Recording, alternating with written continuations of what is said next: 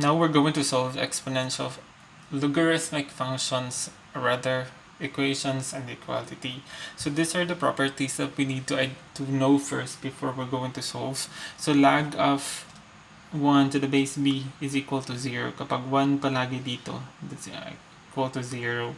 Kung magkapareho naman ang base at saka base dito at saka base dyan, that's ang answer ang exponent. Halimbawa, log of 10 to the 2 to the base 2 to the base 10, that's the answer is 2.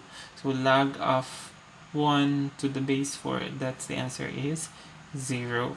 So another one is kapag ang x is greater than 0, x is greater than 0, so halimbawa, so 2 log of 2 to the to 3 is equal to 3. Next one is kapag ganito naman, if it is multiply, example, log of 2 xy is equal to, ipaghiwalay mo yung x at saka y, log of x to the base 2 plus log of y to the base 2. Kapag divide naman, minus. So log x divided by y, 2 is equal to log of x to the base 2 minus log of y to the base 2. Kapag may exponent naman sa taas, halimbawa log of 2xy, itong y, pwede mo siyang ilagay doon sa kabila or sa unahan. So y log of x to the base 2. So that's the properties and the laws. So these three are the laws, these three are the properties, and this one is the next property. Kapag log of u to the base b is equal to log of b to the base log of v to the base b, then u is equal to b. You could simply cancel this out, the log. So u is equal to v. So example, log of 3 to the base x is equal to log of y to the base x. Ibig sabihin, you could cancel this. 3 is equal to y. So let's solve this number 1. So to solve this number 1, di ba kapag property number 4, kapag plus, you could combine them by multiplying it. So what you're going to do first is kailangan na isang log lang dito sa kabila, at kapag may whole number or may integer, may constant term na walang log, ilalagay mo doon siya sa right side ng equal. So kailangan na isang log lang dito, so i-combine mo tong dalawa. So to combine that, use the law number 4 in here. So i-combine mo by multiplying. So log to the base 2 times mo ang x plus 1, x minus 1. Again, kapag plus, i-times. So i-times mo lang yan sila, is equal to 3. Now, ito siya, pwede mo na siyang gawing exponential form. So kapag exponential form, kopyahin mo ang 2, raise mo to the power of 3 is equal to, kopyahin mo tong x plus 1, x minus 1. So again, this would be the base, this would be the exponent, is equal to, copy this. Next, you could solve for x in here. So 2 to the 3 is 2 times 2 times 2, 8, is equal to FOIL, x times x, x squared, x times negative 1, negative x, 1 times x is 1x, 1 times negative 1 is negative 1. So next is magiging x squared, ito sila, negative 1 plus 1, that's 0, so simply cancel this out, minus 1 is equal to 8.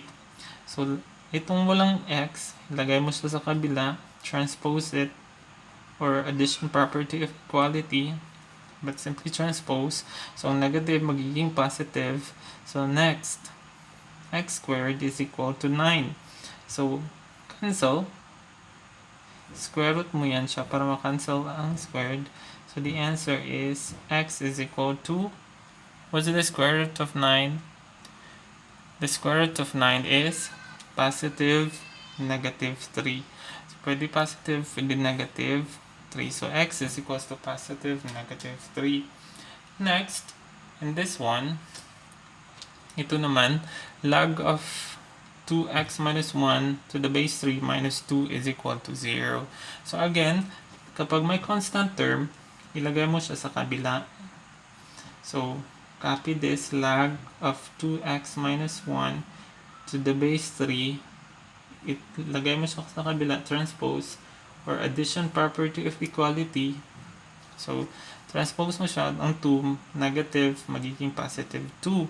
Ngayon, may log na lang dito, tapos ang constant nandito sa kabila. So, you could change this to exponential. So, ito siya, 3, magiging base, magiging exponent, is equal to 2x minus 1. 3 to the power of 2 is 9, kasi 3 times 3 is 9. 2x minus 1. Ilipan mo itong walang x sa kabila. 9 plus 1 is equal to 2x. So, 9 plus 1, 10, 2x. Multiplication property of equality, or simply divide both sides by, anong katabi ng x? That's 2. Divide mo sila ng 2, 2. Para makancel siya, matira na lang is x. 10 divided by 2, it's 5. Next, this is an exponential inequality kasi nga inequality siya. The symbol is greater than. So, kapag ganyan, what you're going to do is this one. So, first is, you define muna ito kasi walang log of negative number. So, kailangan na ito siya, hindi dapat to siya negative. So, paano siya hindi magiging negative? Kailangan mas malaki siya sa 0. So, to solve this, ilipat mo si 1, magiging positive 1, x, divide both sides by 2, x should be greater than 1/2. Next, dito naman sa kapila, should be greater than 0. Dapat, para hindi siya negative, kailangan mas malaki siya sa 0. So, ilipat mo siya, magiging negative 2. Next, dito, what you're going to do is, hanapin mo yung mas malaking number. Yun siya ang magka-define sa exponential. Kasi kapag halimbawa negative 2, it cannot, dito, hindi siya mag-define yung negative 2. Yung pwede kasi, halimbawa, mas malaki dapat sa negative 2, pwede negative 1 kasi mas malaki sa negative 2. However, dito naman, hindi siya considerable kasi dapat mas malaki rin siya sa 1/2. So, anong number na mas malaki sa negative 2, mas malaki rin sa 1/2? So, in this case, what is yung consider mo na interval is x is greater than 1/2. What interval you should consider is x is greater than 2, 1/2. So, another explanation about sa number line. This is negative 2, this is 1/2. So, it should be greater than, so doon, mas malaki dapat sa 1/2. Dito naman, mas malaki rin siya sa 2. So, dito siya mas malaki sa 2. So, ang hanapin mo lang is yung intersection. So, dito ang intersection. Next, kapag nandiyan ang intersection, you can solve this one. If you define now, log of 2x minus 1 to the base 3 greater than log of x plus 2 to the base 3. Next, you can simply cancel yung log 3. Gain 2x minus 1 greater than x plus 2. Next, kapag ang base dyan is, halimbawa, mas maliit sa 1, halimbawa 0.2, 0.1, 1/2, ang gagawin mo, kapag cancel mo sila, instead ng ito siya, ang isusulat mo dito is the opposite. You reverse that, magiging less than. Again, that's only when the base is less than 1, between 0 and 1. Halimbawa, 1/2, 0.75, or 3/4. kapag mas maliit siya sa 1 at mas malaki siya sa 0. So, but in this one, it's 3. So, mas malaki siya sa 1. So, we're not going to reverse the symbol. So, solve for x. Lahat ng x, ilipat mo sa kabila. Lahat ng walang x, sa kabila naman, 2 plus 1 magiging minus 1 magiging plus 1. So 2 minus 1, it's x is greater than 3. So x is greater than 3. So it should be greater than 3. So 3 dito. So dapat mas malaki siya sa 3. So saan yung intersection ng tatlo? So ito yung intersection ng dalawa. Ito naman ang intersection ng tatlo. So dito lang mag-start ang interval.